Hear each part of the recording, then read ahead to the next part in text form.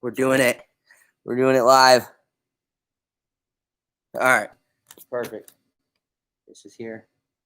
I got to do the quick ads and then we're ready to roll. Bam. Hey, y'all. Here we are. Another episode of 10P ATX Chats. I'm here with Casey Champagne. He's a brown belt here. He's basically our leg lock specialist. One of our probably most cerebral, most intelligent guys, most disciplined guys. And just wanted to have him on, talk about some of his processes, his learning process, his history. But first, quickly, our sponsors, 10P ATX Apparel on Amazon, Drink Action with a K, drinkaction.com. If you use 10P ATX, you'll get 15% off. If you go to On It, you'll get 10% off. And Action, great coffee company. We were building a relationship with them. On It, if you know about 10P ATX, you know about our relationship with them as well. And so, basically, Casey, I know that you're a swimmer. I know that you're a power lifter. I know that you've done all these things that have kind of put you where you are now as an athlete and intellectually as well. And first, I wanted to start with your athletic history that has also, as more and more people understand, leads to an intellectual understanding too. Yeah, well, I think I would say, as you know, right, involvement in athletics as a youngster builds the kind of discipline. Yeah. It creates a foundation for, not just learning, but also achievement. Yeah. Throughout your life, right? Like that discipline for me, my parents split up when I was young, and I didn't necessarily look to them as a model for, because I wasn't living with my father. So I didn't have that strong kind of masculine guidance where I was taught a lot of discipline. My mother was a very good, emotional support for me. But at the end of the day, my coaches gave me that discipline. Dude, I had so many coaches when you think about it. Yeah. So for me, having from the age of 14, getting up at 5 a.m. to get in a freezing cold pool every morning. Yeah. Right? Doing that all the way in through my sophomore year of college before I was kind of burnt out of it. Burn out, finally. Yeah, like that. But for me, just understanding that nothing is gained without discipline, and nothing having structure for me has always provided me a pathway to success. And my coaches, when I was young, provided me with that structure.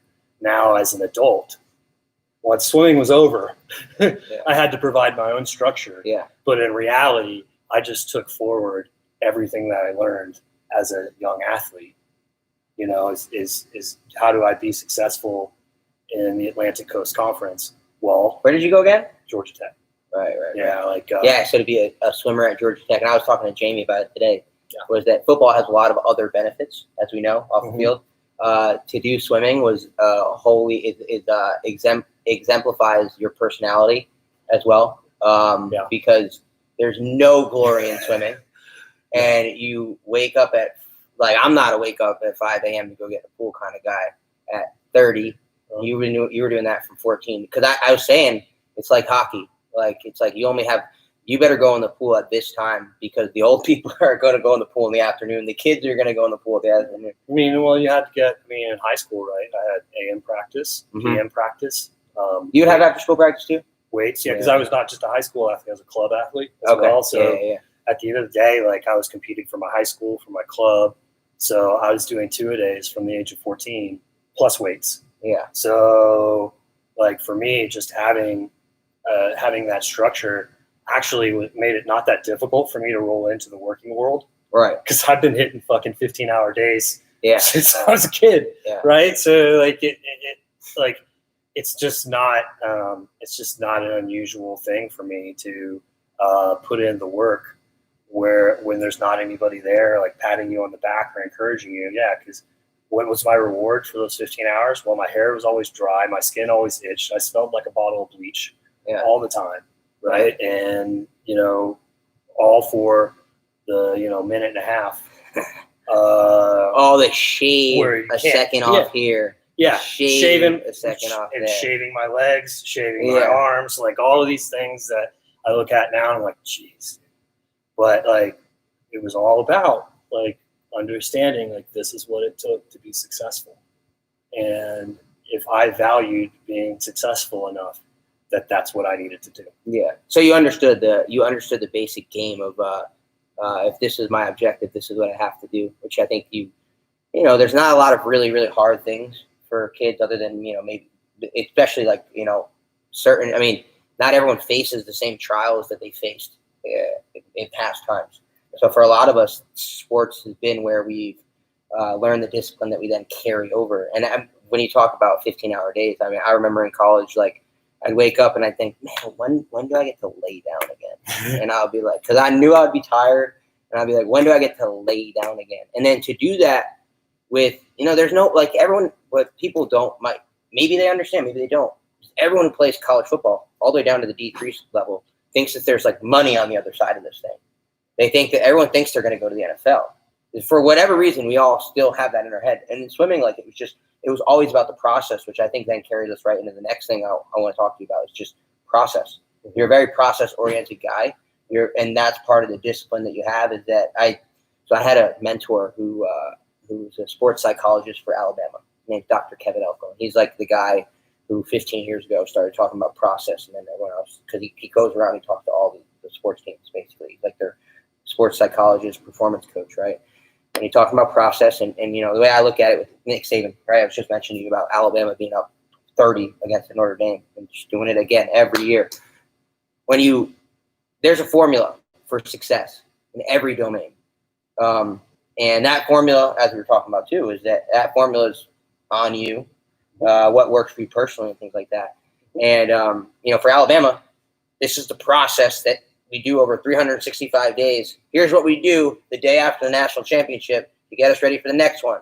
Hey, we take a day off and then we'll see you on Monday. Whatever.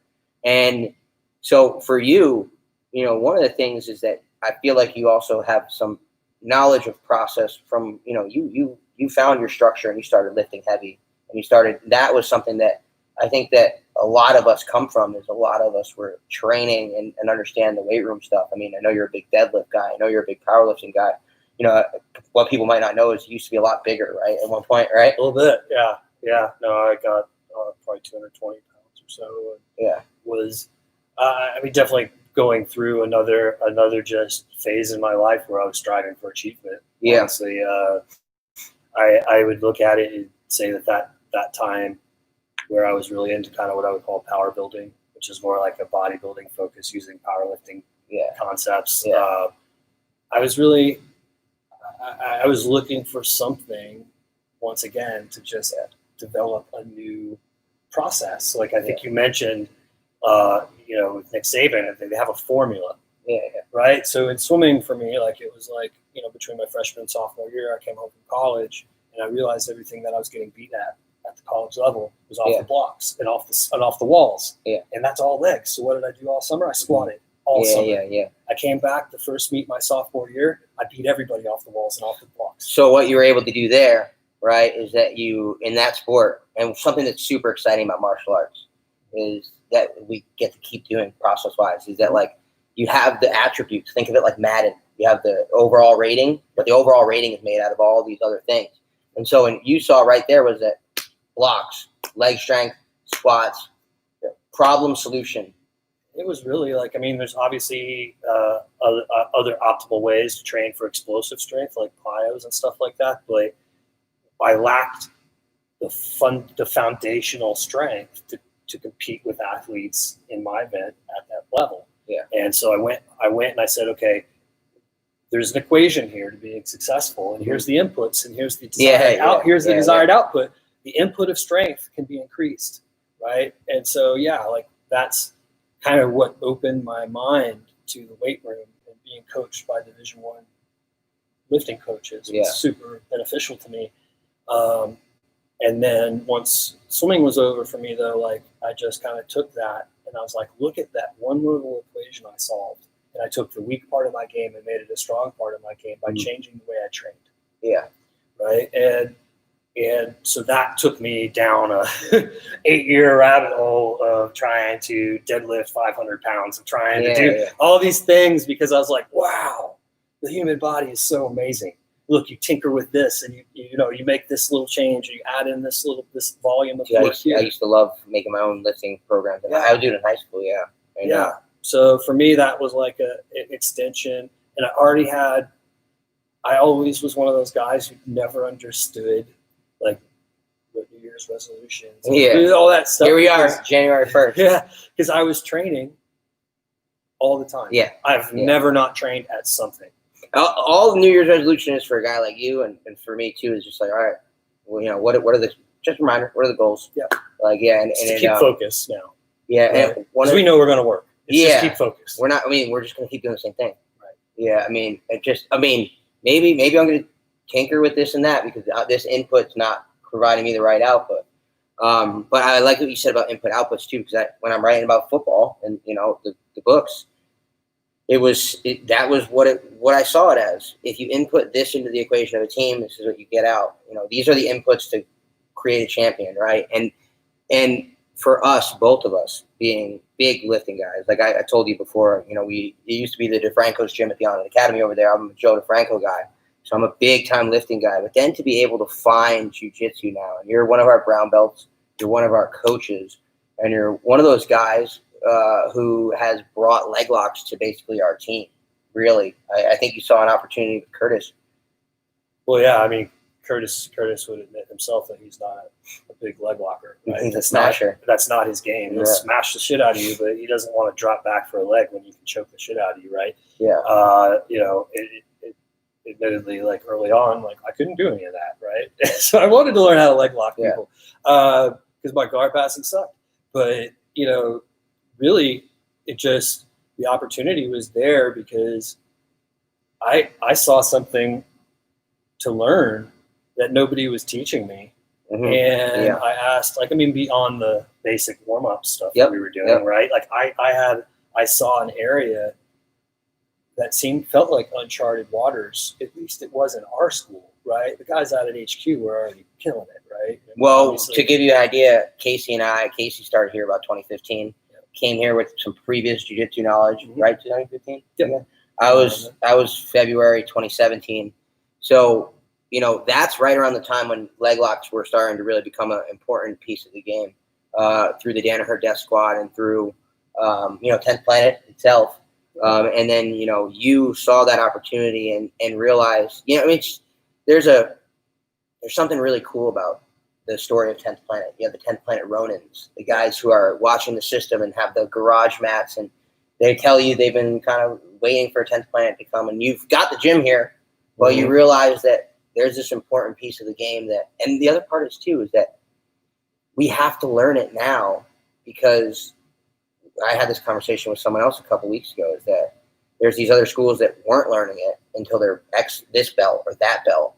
And you have to start learning it as you're beginning. So to bring that into the gym at the time that you did when everyone was white belts helped the gym exponentially because now it's a part of your game from the moment you start. Yeah. Well, it all started, right? Like I just wanted to have a little hangout on Saturday mornings for people who wanted to learn this stuff. And I would watch videos during the week of Marvin or Quentin or, some of the DDS guys or just people out there that I saw doing the shit for real. And, I would just be like, okay, Scotty, okay, Mateo, okay. Some of those early guys in leg lock class, I was like, let's try this shit. See if it works, see what's not working, right? And then we'd get a visitor come in and they'd blow my shit up and I'd be like, okay, time to start studying some more stuff, right? And it really for me, it was Curtis trusting me enough to take that on and create the Saturday morning program was huge for my development. Well, we didn't really have the Saturday. Saturday has become one of the biggest days of the week for obvious reasons, but it wasn't so obvious previously, necessarily. Yeah. It was funny, right? Because we had we had a bunch of young guys who didn't want to get up at 8 a.m. You're looking at one of them on a Saturday. Man. I mean, for me, I've been up for 4 hours. It feels like most of the time. So, Yeah. So I like, I'm just one of those guys. Because of my work, I'm up at 5 a.m. and I'm going to bed at 9 p.m. even on Friday night. Being in my 40s and being in a long-term relationship, I don't need to go out. Yeah. Yeah. So all those kinds of things, it just made it easy for me to say, no, I'll be the guy. Yeah. I'll be here every Saturday. You don't have to worry. Yeah. And someone will be here to teach you every Saturday morning if you want to learn leg locks. And I think that's part of growing a school too. Yeah, if someone steps up and does that. Yeah, and Brian and I, Brian's been such an excellent mentor. Brian Williamson has been such an excellent mentor to me.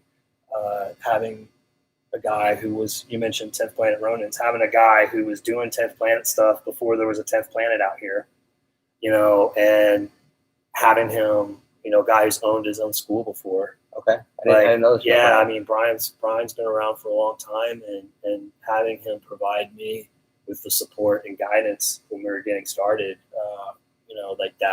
that plus Curtis's confidence in me, really made me feel like I could do this. Yeah.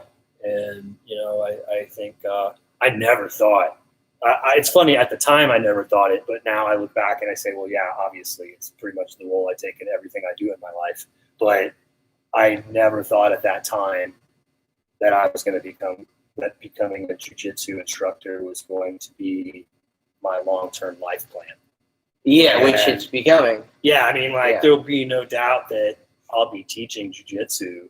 I mean, I have another career, but I'll be teaching jiu-jitsu way longer than I'll be doing that career. Yeah, I mean, we just had a long conversation with Lauren and Jacob about however much you want to divulge. It's just business-wise, it's just you.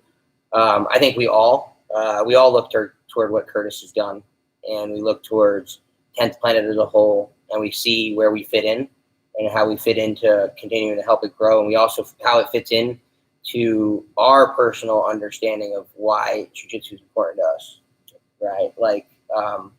For you, speaking, not to speak out of turn, but you are very process-oriented. If I had to describe anything about you, very process-oriented, and you have an understanding, just similar to me, for my own history of reasons why, that you have this understanding of, if I continue to take part in this activity, I see the benefits all over here.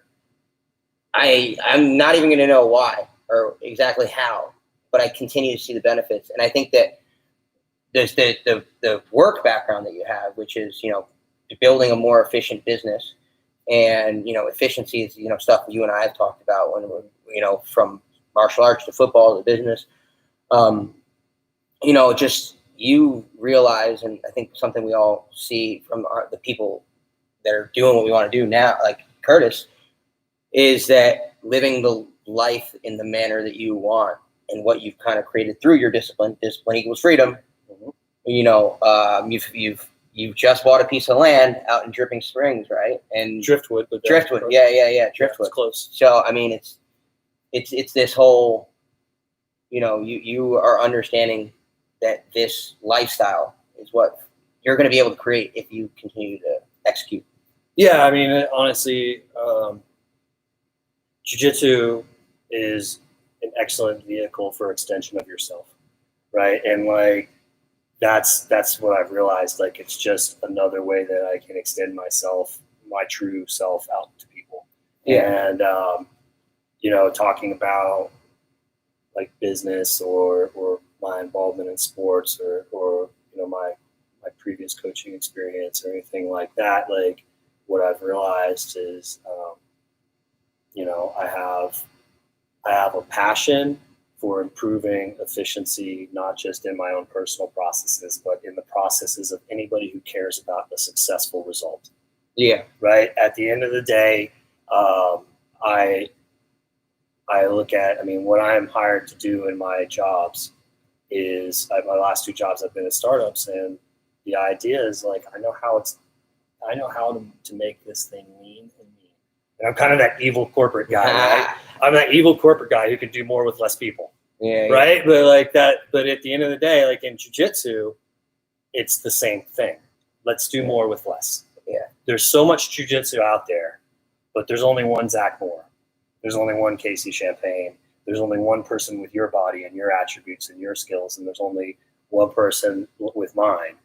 But understanding that I don't have to know your equation, I just have to show you how to see the equation. Yeah, for yourself. For yourself, right? And which is kind of what we were just trying to kind of explain from a business and yeah. And like I want to create a process in my job, right? I want to create the environment in which the process can be run efficiently and people can be successful if they follow the formula. Yeah. Right? Like the old Nick Saban, right? Yep. And with my instruction, I want that to be the same thing, right? Where like I'm kind of giving you the sprinkles. Here's the main points. Here's the main ideas. Here's how you organize it. Yeah, I mean, like, look, at the end of the day, like I heard, I'm not really like here to teach you how to beat Gordon Ryan. I'm here to teach you how to love jiu-jitsu and how to make yourself the best version of yourself that you can be. Just like my employees, I want them to be the best version of themselves they can be. I don't want them to be what I want them to be. Like, I just want to create the environment in which you can be the best version of yourself.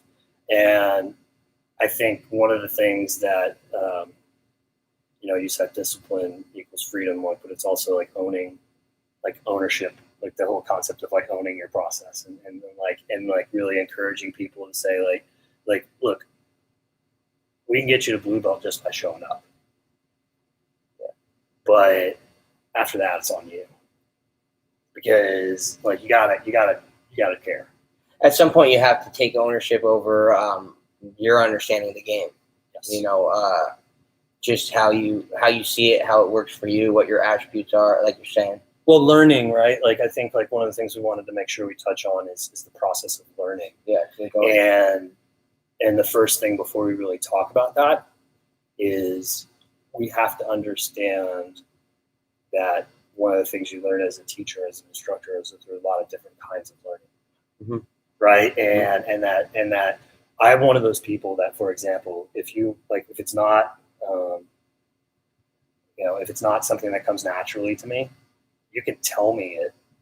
Like if we're talking about subject that's not like my thing, and like in history in school, something like that, right? Like just not my thing. I was like math, science, like logic guy, right? Like psychology, history. Those were some things I struggled with, right? Ultimately, like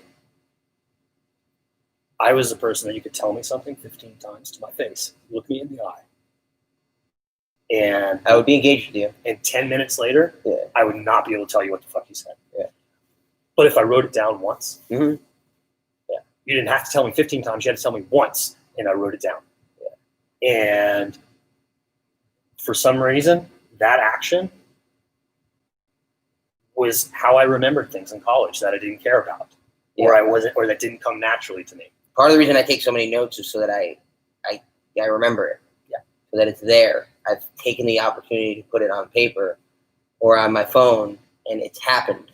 It happened out in the world rather than just happening here. It's really important to say though that like that doesn't work for everybody, right? Like you have to know. I guess not. You have to know like one of the things I like to think about is like when you're trying to learn a new task, think about when you were in school, in high school or college or whatever. Think about new subject matter that you had to learn and the worst ones, and how did you effectively learn that, right? And for me, like that's what I remember is like I would lock myself in the library with the textbook. You're a better student than me. And I would go through the whole chapter and I would write down everything that was important. I could go to class the entire semester and not learn a fucking thing. But the night before, I would go and I would write the whole chapter down, and then I'd pass the test. Dude, when I was getting off, like the final 6 months of getting off pills, I wrote down the Daily Stoic. I just transcribed it for like basically 8 months. And I was just, this is how I make these words my own. Some author actually did that as well. He wrote, I think it might have been Hunter Thompson, wrote out some book that was well written. I think it was Ernest Hemingway, Old Man in the Sea type of thing. And he just wanted to put down the words of someone who he felt was better than him, and make it feel like it was his own. But to what you're saying is that's exactly how I would study too.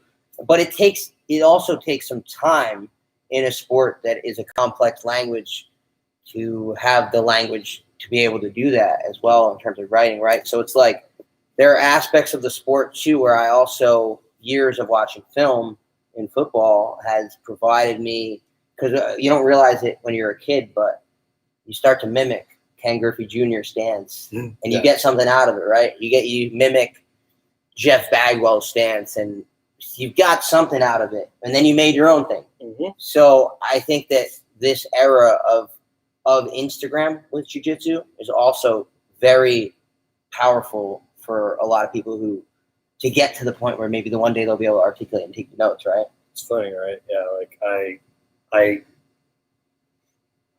I really didn't do that well with the Instagram and the YouTube. It was but you watch a lot of film now, right? I do now. And I think the I'd like to take a minute to kind of progress through the belt levels, because the way I study today is completely different than the way I studied as a white belt and blue belt.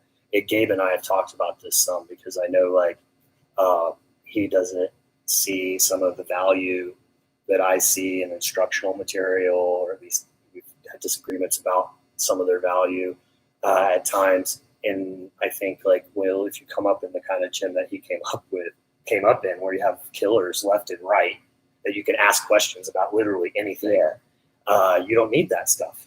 Yep. Right? But the way that I really, I mean, Curtis like basically said, "Hey man, okay, you want a leg lock class? Well, you're the teacher." And I was like, "What? Okay, time for me to go lock myself at the coffee shop with the Danaher tapes, or with the, whatever." Well, those weren't even out yet, so I was watching Dean Lister stuff. What did Curtis know about you at that point? Just he knew you were. I mean, he just knew you were a smart guy. Yeah, I don't know. You look a little bit like a professor. Yeah, I don't know how much he really knew. I think he knew that like that's maybe just the confidence to take responsibility, To ask. Yeah. And the confidence, like if you ask me to do something, you're gonna get it done. Yeah, dude, that's just the way. I mean, you want to be a successful person. If you say yes, make sure that you deliver, right? Yeah. Like that's at the end of the day, that's how I've been successful in my career, and that's how I expect to be successful in jiu-jitsu. Is like, if I put my name on something, you're getting all of me, right? And so that first, I think he was like, I was started to get interested as a white belt in the leg locks, but it was really like once I got to blue belt, but he kind of asked me to start taking that role as you were becoming a blue belt. Was as that became the obvious, this is where people are winning right now, because it's a new area that has been unexplored. Yeah, and so not unexplored, but so the Danaher stuff wasn't out yet. There wasn't like a lot of like, unless you were kind of in the end group with 10th Planet, like, which we weren't, because we were out here as white and blue belts, like no higher belts other than Curtis. And people weren't coming out here. Yeah, this wasn't like the Mecca just yet, like that it started to become. But I think so. Yeah, I was watching like Dean Lister and like Stephen Kesting and like other instructionals I can find on basic leg lock stuff. And then like it just kind of, for me, like it started as going to the coffee shop with my pen and pad and literally pause, take notes. Give me your first aha moment. First hilarious thing. And it's funny because it's like when you're a blue belt, you come up with shit that taps everybody until people figure stuff out. And then they're like, that's a garbage move, right? Like it was like a cloverleaf from 50-50 was like this thing where I was like, man, I keep getting stuck in 50-50. And there was no like great material out on splitting people's feet or any of this stuff. And I saw like a Dean Lister cloverleaf thing, and I was like, okay. So like, boom, this is like the first, like, here's the problem. Here's the equation. Here's how to solve the problem. Here's the variable we change, right? crossing my feet. Okay, I'll just thread under. Boom. Here's a problem. Here's a problem. Here's a solution, and the variable will be changed. Is what you said, right? Yeah, and as we know, right? Like if you do that now, you're gonna get X broke, and like there's the game just continues to evolve, right? But like I think there's, to me, like it was like that first thing. I was like, when I saw a problem that I was encountering on the mat with people, and none of us knew what the hell we were doing. And then I was watching this guy talk about this situation and what he does, and I'm writing it down. I was like, wait a minute, okay. It kind of started to connect, and all of a sudden I was like, all right, now let me like watch all of this stuff, and like all of a sudden like I'm like, oh, top half, you do this. Oh, I was just as I'm writing stuff down, and I was like, oh, I'm really onto something. For the first like 6 months, I just like would watch videos and then come into class and try it on people. Yeah. And it's funny, like, that's like exactly like they kind of say, well, that's how you can breed bad technique, right? If you just have like white and blue belts training together, trying new shit on each other. But at the end of the day, like, you didn't have much choice. And like that for me was the early part of learning, was like, look, what's out there? Yeah. What's out there? Right? Because in the beginning stages, you are still trying to figure out what the game even is. Yeah. So it's I mean, right? I mean, I'm still trying to figure out what the game really is, right? And yeah, it was principally what the game is. And you were able to go out, and I think because of your intellect, you were able to probably, in a manner that very few people would have otherwise been able to, in that scenario, is to be able to figure out what the language you were trying to speak was without a tutor. Well, on the legs. So you know how like you have like jiu-jitsu guys that tell you like everything is jiu-jitsu? Oh, right? Yeah, like me and BMAC, bro. Everything is jiu-jitsu. Well, I'll tell you something. Everything in life, to me, you can get 80% of the way of understanding almost everything with algebra. Okay. I know where I love algebra. Yeah. To me, like they're like 2A plus B equals C. Yeah. And understanding if I change A or I change B, that C changes. Mm-hmm.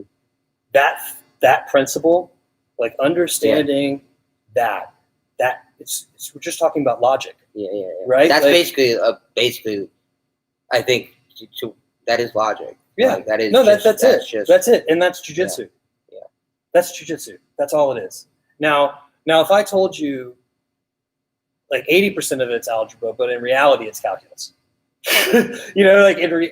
Like the world, like we could think about like balancing your checkbook, right? Like balancing your checkbook is algebra, but when you lose your job, that's not something that's obviously going to affect the balance in your checkbook, but it's not part of the set of variables you were focusing on, right? Yeah. But like you have a whole new equation now. Life in general, and like things like when we talk about the economy or any of that kind of stuff, like people think in algebra, and that gets you most of the way, right? And so like ultimately, like black belts are speaking calculus, mm-hmm.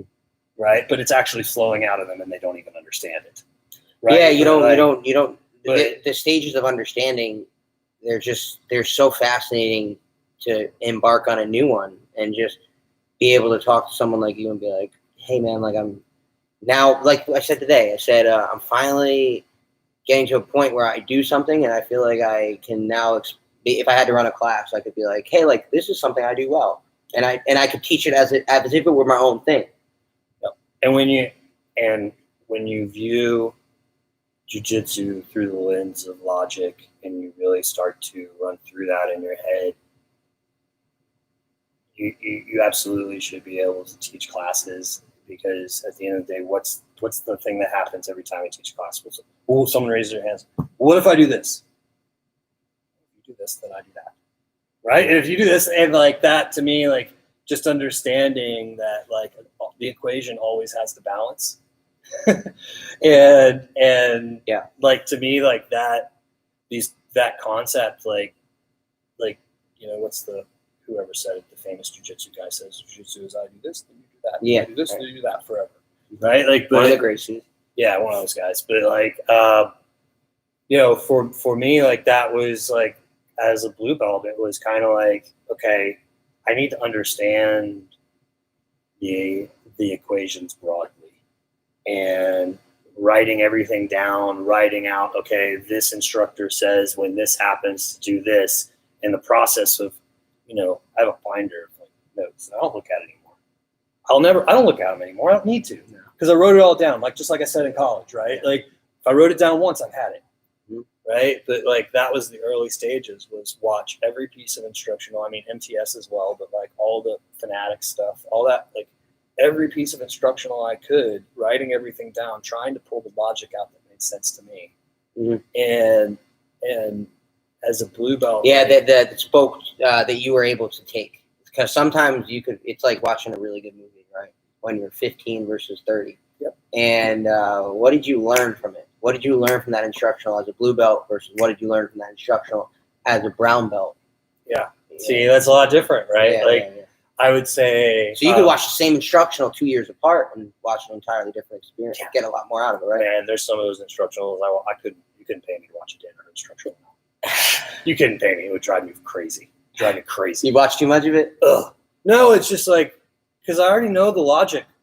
Right? Oh, you know how he talks. So listening to him talk for like 8 hours is like makes me want to blow my brains out. But it's like, I get it, right? Like, you know, he's a fantastic instructor, obviously, or he wouldn't have all the champions he has. But like at the end of the day, like I needed to hear that like college professor lecture as a blue belt, and I needed to take notes, right? I needed that at that time. But now I don't need this shit. Like, I mean, like, I don't want that.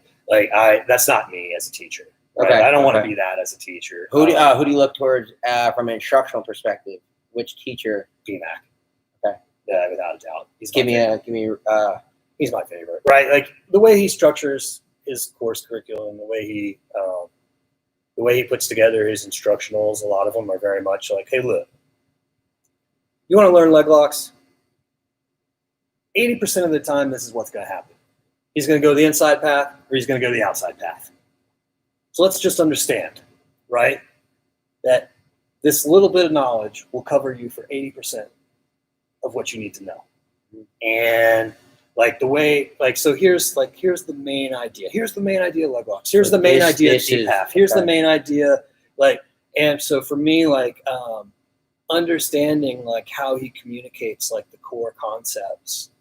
He speaks the way that you. No, he's really engaging. He's really engaging. He makes it fun, and it's not so, it's not so like, coming down from on high kind of attitude that I. He's got the whole package, man. He's got the accent. He's got the smile. No, he's got it all. Yeah, he's definitely, like, for me, the instructor in 10th Planet that I look up to the most, just as far as his delivery and the way he's able to market his content, but also his personality. I really dig it. But like, as a brown belt with instructionals, and even as a purple belt with instructionals, it really was no longer about trying to understand the equations, right? It was now about, with instructional products, is how does this instructor communicate these equations to his students? Yes. Right, or to his audience, like the BJJ Fanatics customers or whatever. It's how does this instructor relay the underlying theme, which we already know. Yeah. Like, I already know the underlying theme, believe it or not. Like, I understand the mechanism by which a leg breaks. Or I understand, like, so, like, at the end of the day, like, how does this guy get it across? What does this guy have to say about arm triangles that this guy doesn't, right? And how does he communicate the same principles of closing off this blood flow? Because it's universal what's happening. We all know what's happening to the person, but there's 10 different instructors teaching it 10 different ways. And I will, if I was to give it you that little piece that makes the most sense, like you're just mining for gold. You're like, who's got the thing that says what I need, what I feel. Yeah. And the principles of jiu-jitsu, there's nothing new here, right? Like, we're not going into uncharted territory. So understanding from people who have been around and achieved much more than me, both as, from an instructor or competition perspective, understanding how they've come to their optimal teaching method for this particular set of concepts. Like that's why I still get value out of instructionals, and I still just this weekend was buying more. But that's you got that instructional money. Yeah, you're a big instructional. Well, I also have no kids, and I'm 40 years old or 41 years old, so I have to throw my money at something, right? Jiu-jitsu has just been a very interesting spending hobby for me. It's better than wine, bro. Yeah, for sure. It's better than wine, for sure. But the instructionals, I honestly, I still use them if I'm look like this part of my game that just doesn't work, and maybe someone can tell me something that helps. But honestly, I've got game for that. I've got there's a lot of great guys that we train with, roll with, that can help me with individual techniques, right? Like this school is not the same as it used to be, where it was just a bunch of white belt and blue belts beating the crap out of each other. I mean, speak on that. I mean, just from your perspective of watching it grow, Well, I mean, you call me the leg lock guy or whatever, but in reality, we've got Kyle Bain, Zach Edwards, like Jacob Norton's a hell of a leg locker. I mean, we've got guys who beat me any day of the week, right? And I think that is just a testament to I don't have to be the leg locker guy anymore. I want to be the teacher, right? I want to be the instructor, because look, we built this great school here, and now we've got on Tuesday night every week a number of black belts on this mat, a number of brown belts on this mat, a number of purple belts on this mat. I was just telling you, some of the things that I'm having trouble with really perfecting, that have been holes in my game from a finishing rate perspective. The reason why I'm not getting enough reps is because I'm always training with purple, brown, and black belts. I need to get those things sharp against blue belts. But the problem is we got a wealth of high-level people now. Yeah. Right? We got a wealth of people to train with, and I always want to feel what that guy's doing. I want to feel what that guy's doing. In reality, I need to pick on that guy, develop these techniques. But, this school has kind of just leveled itself up to where I just am salivating getting to train with guys who, Dude, we are so lucky because it's just I think about people are like, oh, you're gonna compete here, you're gonna compete there. I'm worried about competitions 2 years from now. I'm not worried about it right now. I want to get to a certain level of what I'm trying to do. Right, like you and I I'm 30, you're 41. You have this opportunity to become a really great professor for however many classes you want to take on here. Your own gym, at other gyms, whatever the goal becomes and creates. And for me, it's I get to test myself against, maybe if I keep testing myself against people, maybe then one day I'll be this this kind of competitor. And it's just to get to be in an environment. You talked about logic, and I talk about jiu-jitsu as there's no denying the reality of you win or you lose, and then you learn from it, and you have this experience. But man, we get to test ourselves against such, just in a primal whatever way. We just get to test ourselves as a man in this domain against really cool people in a safe environment where we're cool and everyone's happy. And then to see it go from, where you were the highest ranked belt as a blue belt, in a class with all white belts. And where did you train jiu-jitsu prior? About 10 years prior, right? Yeah, well, I did, believe it or not, I was really more into the striking side of MMA. Believe it or not, because I've never seen you over there, dog. I'm over it. I'm over it. You're over it, yeah. Yeah, I started kickboxing at what was called the Lion's Den, Dallas, which is Guy Metzger's school. It's now Guy Metzger's Combat Sports Club. He's my first martial arts coach. Love him. He's amazing. I went to the grappling classes a couple times then. So my first jiu-jitsu or grappling class was in 2006, 2007 timeframe. When I left Dallas in 2007 to move to Houston, Guy hooked me up with a school called Elite Martial Arts. which was run by a black belt named Eric Williams, because he was like, if you want to work on your ground game, go here. And I went, and it was a gi school. Eric is amazing. He's an amazing instructor. But I just didn't. It was a 40-minute commute in Houston, which would be a fucking nightmare. Houston, for those of you who don't know, and I'm not no expert on Houston, but I mean, Houston's very spread out. No, it could have a lot of traffic. And that's part of like sticking with a lot of things. Like, if it's not convenient, you're not going to stick. It has to flow. Yeah, it didn't work with the rest of my life, and so it just didn't stick that much.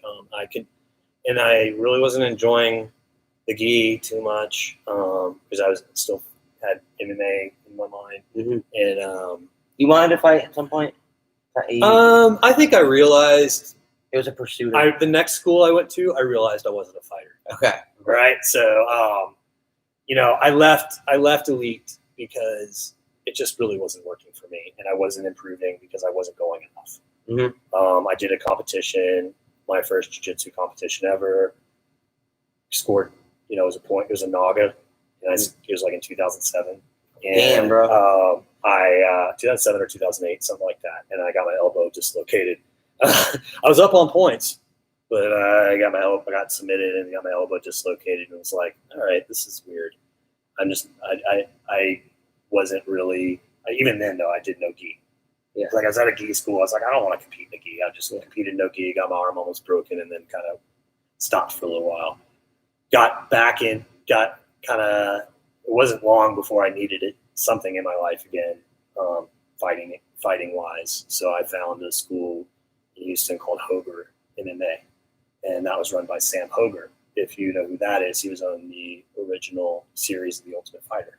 Okay. So he fought in the UFC, and he had several guys who were active amateur MMA competitors. And that's where you learned that you weren't going to fight? Yeah, that's where I learned I wasn't a fighter. All right, guys who really... That Monday night class here will teach you that too, dog. Yeah. Look, it's starting to get there. It's okay, right? Like at the end of the day, when you get punched in the face, you have one or two reactions, right? Oh yeah, let's go. I laugh. Or I don't want to be here. And for me, I realized it was like I just couldn't maintain my composure when I got popped really good. I was not a fighter. I would lose it. You know what I mean? I would lose the technique, lose the discipline. I would start clenching. I would start just, and I realized, well, this isn't for me. And then, I enjoyed the MMA grappling there. Yeah. So I did that a lot. But honestly, that kind of faded out for me around 2010, 2011. Moved here in 2012. You're a Texas born too, right? Where? Yep. What town? Houston. Yeah. Okay. Yeah. Okay. Yeah. So I moved here in 2012, and then didn't really have martial arts formally. I was a personal trainer here for a little while because I was on hiatus from my actual career, and at that time I was just going to a boxing gym here in town called the Fit Pit, which has a different name now, but so I would hit the bag. So I just trained on my own, hit the bag, staying in touch with boxers and going to Golden Gloves and doing all that kind of stuff. But then just pursuing, just being a part of it, being a part of the scene. Yeah. Right. But then when, just like you, sure, most of the people that were kind of early members here, I found out about 10th Planet coming here through a podcast, right, through Rogan. Yep. And I was like, okay, there never has been a 10th Planet where I was. I have to go. I always saw 10th Planet as my ideal place to learn because it felt to me like Eddie was an individual in a sport of conformists. Yeah. Right? You go to every school has value, right? But you go to Gracie Barra and every one of them's the same, and every athlete there, honestly, if you go with a blue belt, one blue belt, you've probably gone with them all. They all have the same game. Yeah. You know what I mean? Because they're all running the same curriculum. They all are the same. It's just whereas at 10th Planet, like you had guys who were doing rubber guard, guys who were doing leg locks, guys who were smashers, guys who, like it's everything. The leadership at the top of anything, industry, organization, anything, flavors the entire rest of the organization and the culture of all of it. And just on a, like, we talk about principles, just on a principled level, there is so much about Eddie in terms of that individuality that has created such a unique environment for learning, innovation, and there's this thing in this book called Soccernomics, and it's about various trends within soccer, the freakonomics for soccer, right? And they talk about the knowledge network of basically Western Europe.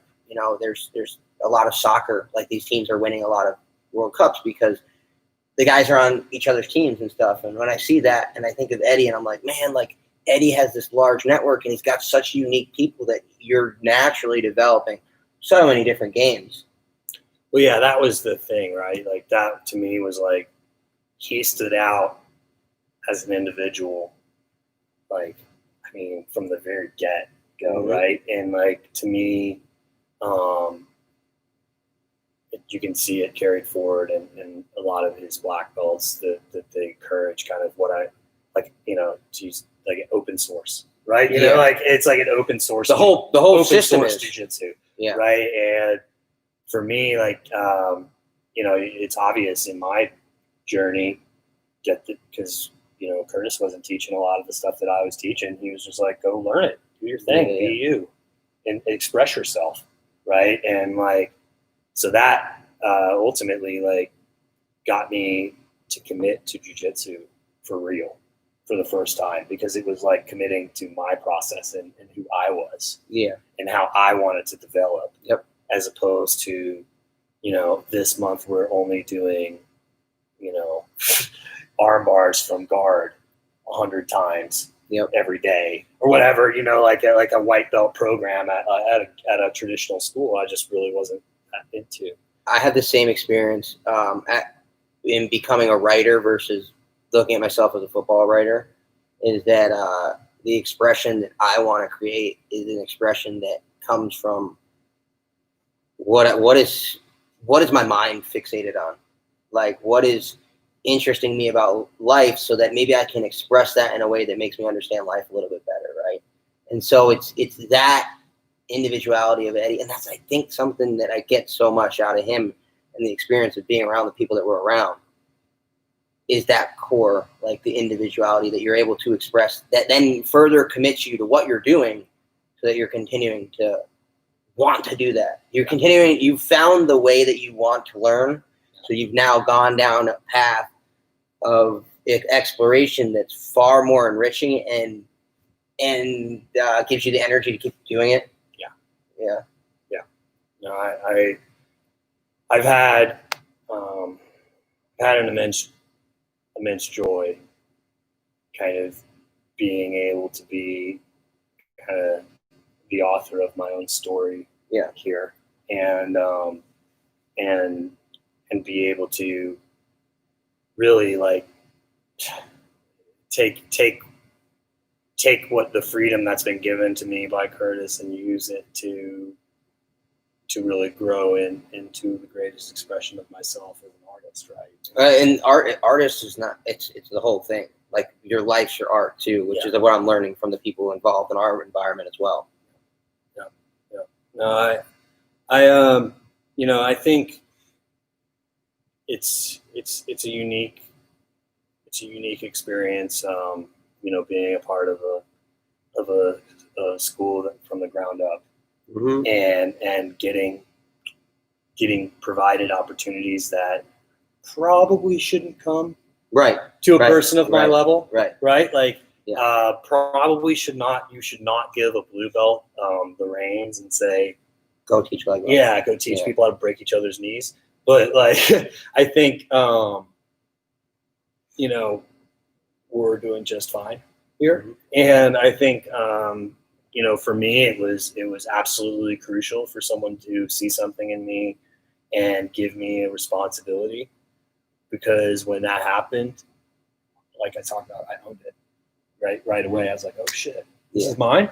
This is mine. All right, But another thing I wanted to express too is that I think that's something that's really important about the school, about the role that guy like yourself, a guy like me, and someone like Mary exemplifies as well. College athletes who have learned a process elsewhere. You know, Shaka said to me, I sometimes I want to listen to you about this and that because you know how to do this like a professional would. And so we are able to have some experience in taking the ownership. You knew how to take ownership because you'd already had the experience of, you know, I mean, I've been playing on, like, think about culture, right? Being on a team. Like, we have a really good team culture. I've been on teams since I was 8 years old. And we had really good, like, it was kid baseball, but we were serious. We would go travel all over. The parents were serious. I do that stuff too. Right. The kids were serious. And the culture of that team was really unique. And then you see the culture that we can cultivate here, and the experiences that you've gained over these times is why you were able to take ownership. It's why that we are able to, be a purple belt and have the coach say, go do a podcast, is responsibility too. It's like we are being afforded these opportunities because of the space and time that we got to exist in, where we got to be a part of this thing growing. And now it's got all these other people here too.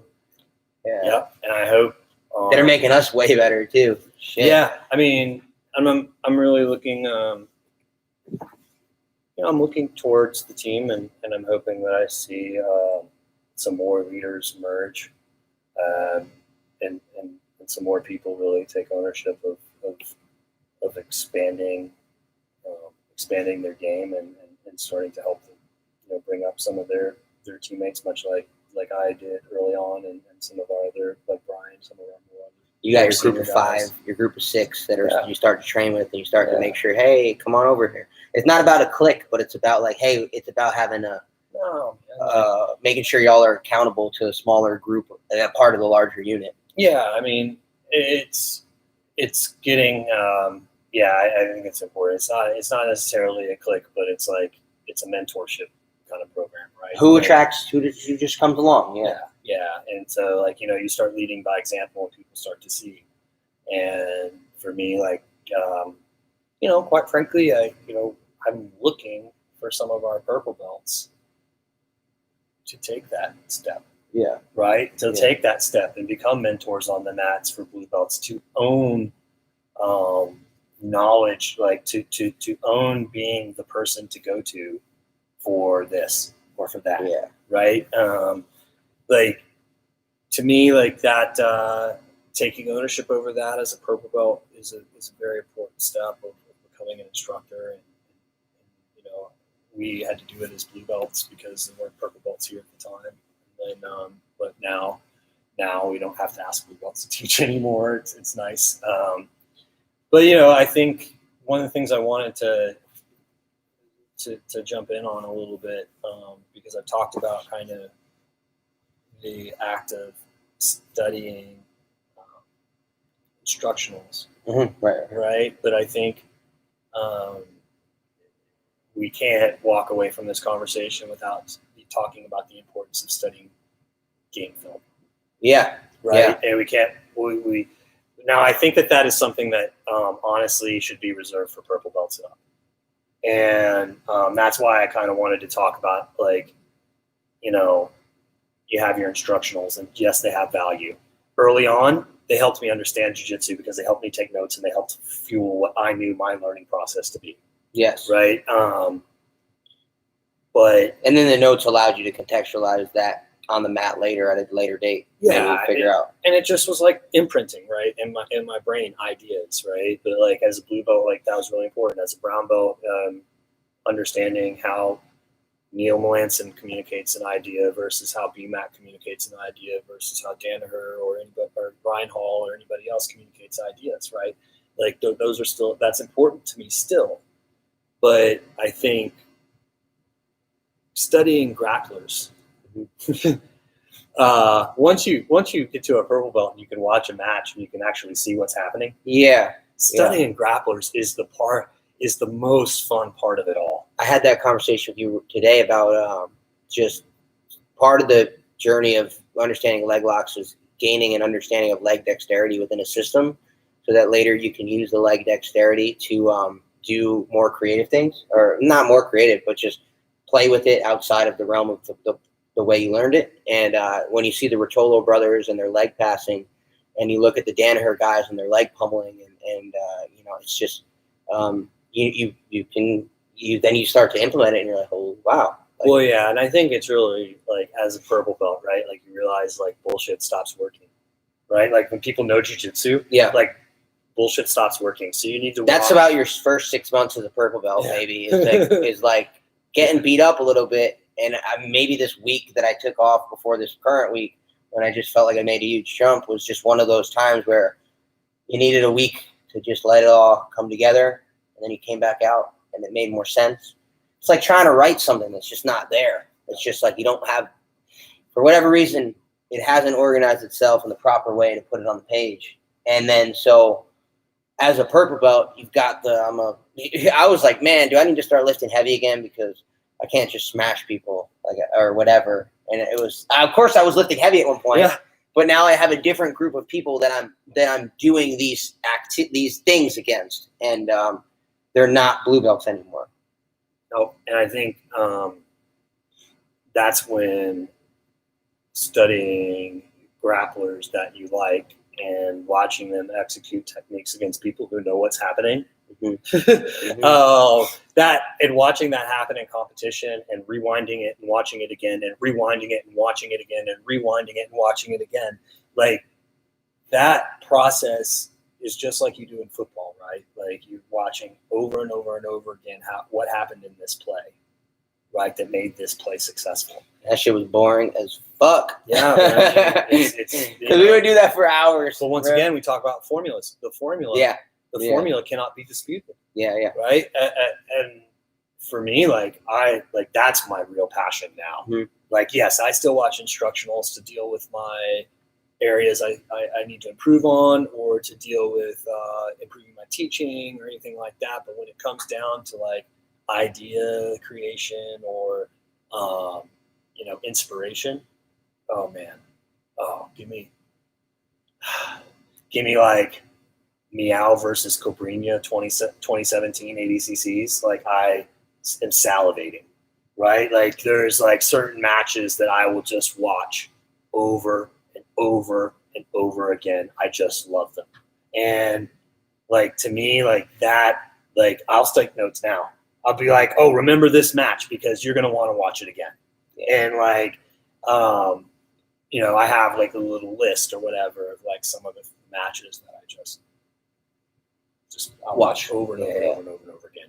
But like Gary Tonin, I love watching him. Oh yeah, he's got a few.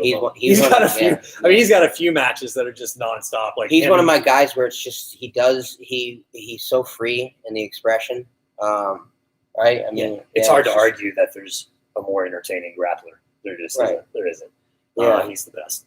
But like I my personal favorites, other than their leg lock defense, which I do not respect, the Meow brothers are my favorite. What don't you respect about their leg lock defense? They don't have any. Okay. They just they let their legs break. But okay. Or they just have really weird lax ligaments that allow for things that are unnatural to happen. Right. Okay. And it's not good jiu-jitsu. Like when they get caught in leg stuff. But watch them sweep people from 50-50. Watch like Paulo versus Nikki at ADCCs. Mm-hmm. Like he played him. He took a penalty so that he could get a sweep and beat Nikki. And he did that twice this past run at ADCCs. He took penalty points. He pulled, because he's that confident in his De La Riva or 50-50 sweep game. So pulling guard is a penalty, right? Yeah. And in ADCC after the 5-minute mark or whatever, right after the first little like sub-only time. But like just the confidence in his guard and his sweeping abilities, like it just is amazing to watch. And so like I've been, like 50-50 was one of my favorite things. So when Lachlan did the 50-50 when he came here stuff, like with the leg locks, I thought that was the coolest thing ever from a leg locking perspective. Dude, I'm so past. Like I love positional 50-50. I love watching like sweeps, position changing, you know, like literally like, oh, you're going to put me in this thing and we'll try and stare at my feet. Oh, I'm going to pass your guard. Yeah. Right. It's a guard. And watching the Meows use it like a guard is awesome. Right. But like, so that's right. So that like for me, like, you know, it's just nowadays it's finding inspiration from jiu-jitsu athletes. And that's just one example. Obviously there's a lot of them. You know, watching these things happen at a high level and going back and saying, okay, the game film lets you know what's possible too. Yeah. That's a great way to put it, right? Like I see these guys pulling moves off at the highest level, and I'm like, okay, that is something worth learning, right? And also that, you know, I picked them because some of the things they do, you know, well, post knee surgery, we'll see how much of it remains my game, because I'm rolling way different now than I used to. Dude, one of the things that you know, both of us, whatever age we're at, right? Everyone wishes whatever. You come to it when you come to it, right? But like just watching the Rotolo brothers, right, or something like that, and be like, man, to have, because when you watch something, you're like, you didn't know it was possible, and then you see it, and you hope to be able to do it. And then, you know, we're working on it. We're doing our lifting. We're doing all the things we're supposed to be doing. And just you hope that you can have that expression of whatever you just saw for however long you can have that expression of it. Because it's crazy to be able to do some of the things when you are catching and controlling someone and you're using your feet like hands. You're like, man, I didn't know that was possible, dude. That's really crazy, man. Like that's the dexterity that I have of I can have my eyes closed and I'm on bottom and I do some interesting ankle pick using my legs as leverage to maneuver someone's to just basically sweep them. You know, Kyle Bain teaches us that 2 months ago, and then here we are doing it. It's just like, man, and then just you pull guard and you're like, wow, you know, people think pulling guard's a sissy move, but you're attacking the base of somebody, right? People talk about it being, but you're attacking someone at the base. So it's just another form of wrestling, attacking someone at the most important, the base. And so just the whole thing, you're just so inspired by, wow, maybe I could do that, dude. Yeah, or maybe I could take that concept and translate it into a move that works for me. Yeah. You know, I think that's the part when you're mature enough as a jiu-jitsu athlete, and that's why I say I think match studying is kind of useless until you're a purple belt. You don't really know enough, right, to do it. Dude, you're just like, yeah, like you're better off. Yeah, like that's what I wanted to make sure I got out. Like as a blue belt, you're better off watching instructionals. Mm-hmm. and grabbing a friend and continuing to just rep that stuff out.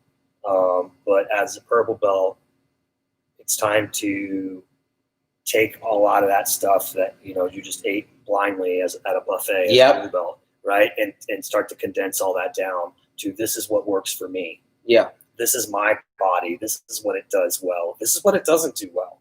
Yeah. Right. And so, you know, I want to study athletes that do some of the things that I want to do, or you know, like if these guys, like the reason why I study the Meows is because, like I said, I love 50-50, mm-hmm.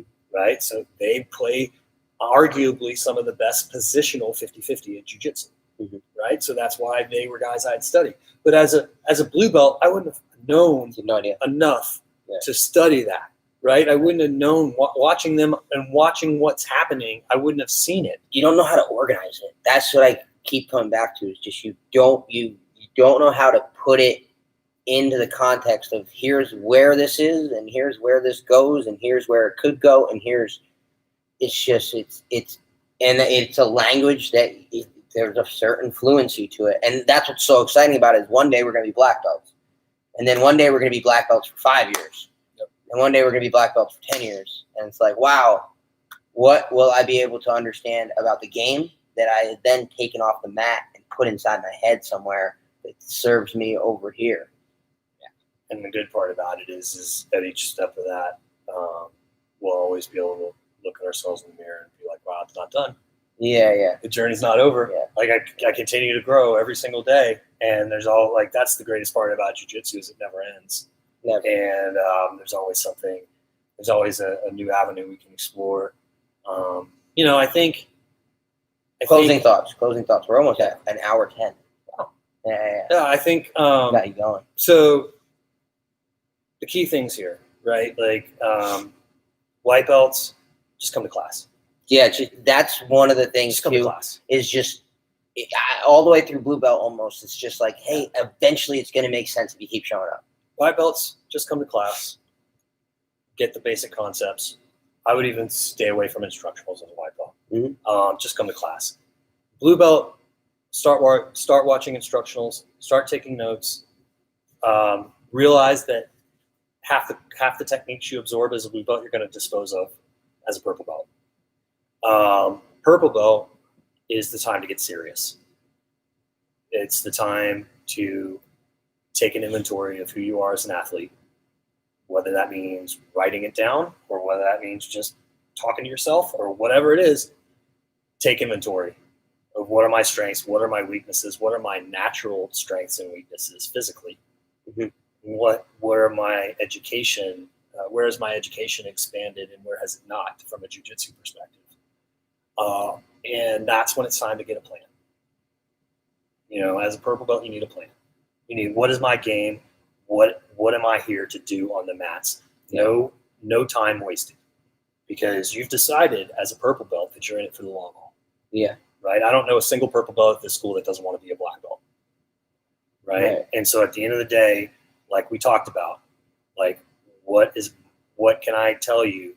Everything in life you will achieve more faster if you just have an effective process to follow. Yeah. Right. So as a purple belt, understand who you are, understand what you want your game to be, and what you want jiu-jitsu to be for you too. Put the equation, understand what that equation is, understand what those variables are, and seek the knowledge to grow in those areas. Right. And like I said, competition footage has its place. Instructionals have their place. Right. I think without being too long about it, I'll say like I said, blue belts, you absorb a bunch of shit that as a purple belt you're going to discard. You're probably going to, and then as a brown belt, it's really no different than purple belt in my opinion. You're grooming, you're fine tuning, you're adding in the last spice to the recipe. I just posted on my Instagram my goals for 2021. Yeah. I by no means have a complete game. You are brown belt, and maybe you personally too. You have a fluency with the language that you personally as well might not have had at purple belt. You had these notes. You were very specific, and I'm sure you had a bunch of reasons why you picked those things. Me, on the other hand, not there in terms of right, but that's just okay. No, I think this is time. This is the time, right? Like this is the time to be defining yourself as a grappler and saying, what do I want to be on the mat? Which is what I'm doing, and then that fine tuning becomes where you are, and that right. So it's like, because I've been having that experience lately where I come in here and I warm up and I'm doing a lot of footwork and a lot of wrestling stuff because it's like, hey, who am I as an athlete? I spent a lot of time one-on-one against another individual trying to beat them on a route. Yep. So in terms of wrestling, I might have something there where it's like, hey, I'm trying to find angles. Mm-hmm. I'm trying to figure out ways to over leverage him to the outside. So maybe I can, right? Yeah. So I think that's a very good thing to think about, right? What separates you as an athlete from somebody else? Mm-hmm. And does that correlate well with how you like to play jiu-jitsu? Because that you have to enjoy it too. Yeah. Right? At the end of the day, like if expressing that athletic attribute isn't fun for you, then okay, don't do it. But like if it's part of how you like to express yourself, then absolutely take that attribute and build a game around it. And watching Darian being our wrestling coach, watching the way that he the footwork and the way the just small right.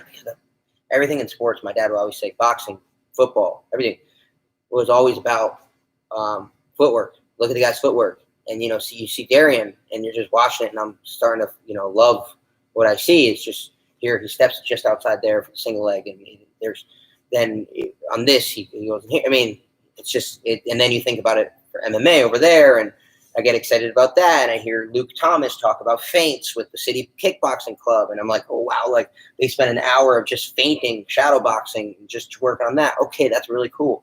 Why are they doing that? So that they can find a spot where they over the course of a fight where they create an angle where they keep attacking this guy from an angle that he didn't expect, and it's a different variable, and all of it is so fascinating as you start to understand more of it. So. Casey, where can they find you? Casey R. Champagne on Instagram. I have a Facebook, but I don't do Facebook all that much. It's kind of frustrating, right? Like, eventually, we'll get a YouTube going here soon and start putting out some content next year or so. But like, honestly, my personal life has been pretty busy. Like, my career has been pretty busy, so it's about as much as I can do to make it here and teach classes, right? So. I'm not super into doing that just yet, but it's coming. It's a matter of balancing as much as you can with what you got. I mean, I want to be, like I said, I want to be doing this forever, right? Yeah. At the end of the day, my body's getting older. I've got a lot of things in my life, like my relationship and my career that I value a lot, and it's about finding balance. In 1 minute. What do you think makes your relationship successful? Because you've been dating Adrian, right, for about a year and a half, 2 years, 3 years now. 3 years, yeah, 3 years. Yeah, almost. She gets that you're crazy about jiu-jitsu too. She knows. She's known I'm crazy. She knew I was crazy about weightlifting. She knew I was crazy about everything, right? Yeah, she knows I'm crazy. So that's why it works. But honestly, no, I think understanding that. I have to make room for her, for my career, and for jiu-jitsu, and not be obsessive about any one of the three to the extent that they ruin the other one, right? She knows I'll never stop being a driven individual, and that's one of the things she loves about me. But I also know that there's nothing in the world I love more than her. And so at the end of the day, it doesn't matter how much I achieve. If I don't have someone that is proud of me, like if she's not proud of me, then I feel like just a lot of ego and nothing else, right? I feel like this is okay. Who am I trying to impress or any of that? Like for me, like I do have that classic man thing. If I want to come home, dude, look what I did. Like. That's just me. She supports me and she supports my dreams, and she's number one in my eyes. So as long as I'm out there doing this for us, for her, it makes you a better person at home too. Yeah, no, I mean jiu-jitsu. We all know that, right? Yeah. Jiu-jitsu gave me the ability to be a better boss. Mm-hmm. It's given me the ability to be a better friend, a better family member, and a better companion, right? Yes. And it's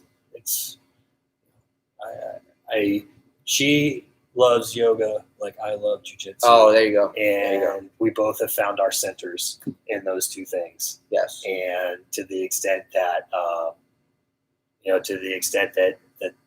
that changes over our lives, I'm sure it will only be replaced by some other passion that we find that we love as much and support each other as much. Oh yeah. Yeah. All right. That is all. But we sign off with the Tempe ATX apparel on Amazon. Drinkaction.com, action with a K. Use Tempe ATX for 15% off. On it, use Tempe ATX for 10% off. On it, that's self-explanatory. You know who on it is. And if you want to support me and the podcast as well, the451project.com for my latest book. And Casey, thank you for coming on. Thank you. Appreciate it, Doug. Bam! That was good, dude. Oh, man. Good shit. I love talking about jiu-jitsu. Of course you do. I can do it.